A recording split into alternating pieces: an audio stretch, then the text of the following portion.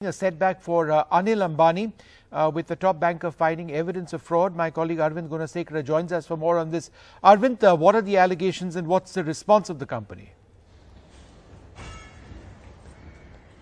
Vishnu, the State Bank of India, which is the largest public sector bank, has declared the accounts of Anil Ambani companies, Reliance Communication, Reliance Telecom and also Reliance Infratel as fraud.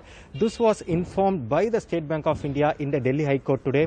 In fact, one of the former directors of these companies, Puneet Garg, he had moved the Delhi High Court challenging the 2016 circular of Reserve Bank of India regarding the classification of accounts as fraud. In fact, he had challenged this particular circular dated 2016, saying that this particular circular gives liberty for the banks to declare an account as a fraud even without hearing the parties at stake, and that's why it is against the principle of natural justice, and that's why the court should set aside this particular circular dated 2016. So earlier the Delhi High Court had asked the response of Reserve Bank of India and also State Bank of India. So in today's hearing, the State Bank of India told the Delhi High Court saying that they have already declared the three accounts of these three companies, Reliance Communication, Reliance Telecom and also Reliance Infratel, as fraud based on the forensic audit. So what next? Our sources say, so as per this 2016 circular of Reserve Bank of India, once an account is declared as fraud, so within 1 week of declaring the account as a fraud, the concerned bank should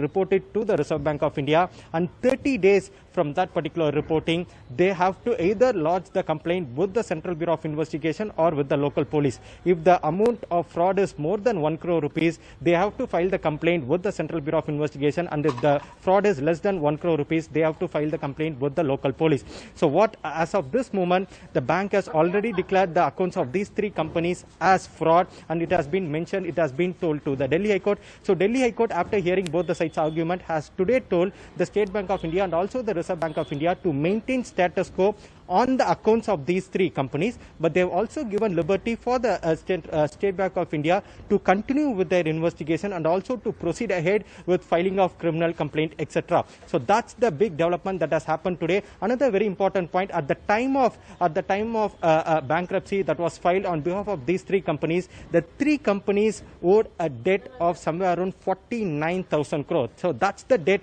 of these three companies. So now one of the largest banker and also the leading consortium member of the entire consortium setup has already declared the account as fraud. So very soon we will be seeing, as per the RBI circular, within 30 days from reporting to the RBI, the bank has to file a complaint with the Central Bureau of Investigation. Though the bank is yet to file a complaint with the Central Bureau of Investigation, the hearing is posted for January 13, where the petitioner in this case will make their arguments. Vishnu?